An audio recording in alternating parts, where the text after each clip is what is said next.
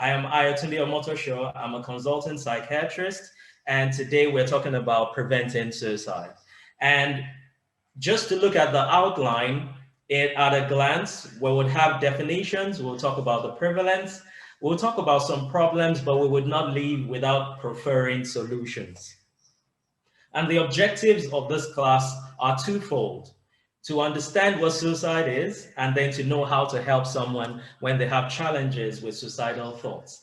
And suicide can be defined as an act of taking one's own life voluntarily and intentionally. And these keywords are very important because when somebody accidentally dies, that's not necessarily suicide. It has to be voluntary, it has to be intentional. The goal of the person's actions has to be that they want to kill themselves. So it's a deliberate act that has a fatal outcome. But there are different concepts around the subject of suicide. One is passive death wish, in which case the person wants to die but doesn't want to kill themselves. So that would be someone who says, oh, how I wish I would just close my eyes and just die. It's a spectrum, really, that may begin with passive death wish. Suicidal ideation, on the other hand, has to do with having thoughts of killing one's own self, but then the final act hasn't actually happened. And suicidal intent is to have suicide as one's purpose.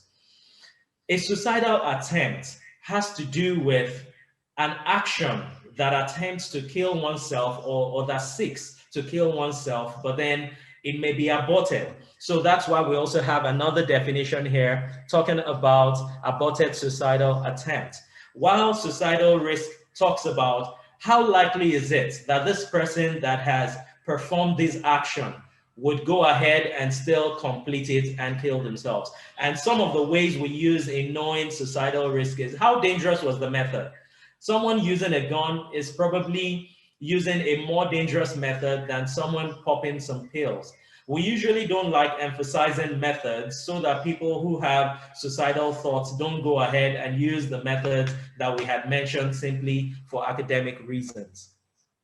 How common is suicide?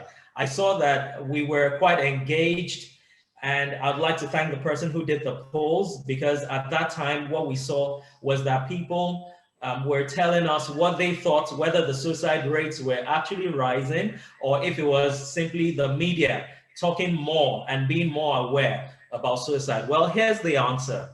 Between 1950 and 1990, the rates of suicide amongst young people increased not by 100%, not by 200%, but by 300%. And again, between 1990 and 2010, it increased by another 20%. So there's actually a rise in the prevalence of suicide, which leads to some certain problems.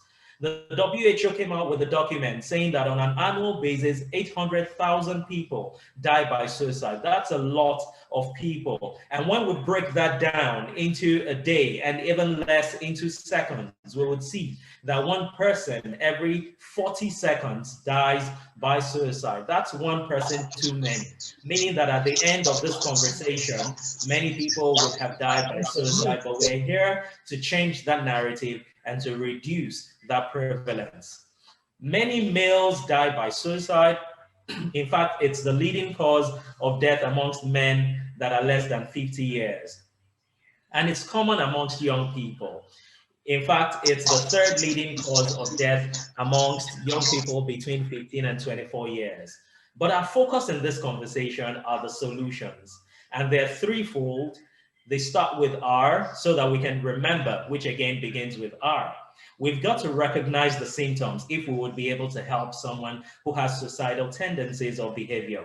We have to reassure the person, and that conversation does not end until we have referred to a specialist. These are the symptoms, and they generally revolve around the subject of change. There's a change in personality, a change in behavior, a change in communication. So we see that the person may have social withdrawal and may decide to keep to themselves rather than relate with other people. There may be a change in the eating and in the sleep pattern. And this is quite tricky because someone who is awake in the middle of the night may then have more rumination on negative thoughts and actually commit suicide because there is no one around who is awake to stop the process. There may be a change in the use of psychoactive substances, and the person may then take drugs and alcohol that they weren't taking in the past. For young people, we need to note that they may start getting angry easily. Depression in young people has different faces. They may not necessarily sit and cry in a corner. They may simply keep to themselves, use the internet way too much, stay awake all night online, or they may have unexplained deterioration in their academic performance. So here's how to help. We've got to listen to people. When someone comes saying that I want to commit suicide, we should listen to them. Don't hush them. Don't simply say, don't say that, and then we walk away without exploring what their thoughts really are. There's a 2/3 rule where 2 out of every 3 people who commit suicide tell someone 2 to 3 weeks before they actually do so. So if you're that person that they tell, you've got to listen without judging, listen actively, and listen genuinely. Listening is not the same thing as staying silent and waiting for an opportunity to simply respond. And no conversation about suicide, especially suicidal struggles, should end without referring the person to experts. Finally, I would like us to know that there are things that we all can practically do to put a smile on the face of another person. Reducing the prevalence of suicide is a collective responsibility, and together we all can elevate life. I thank you very much for your attention.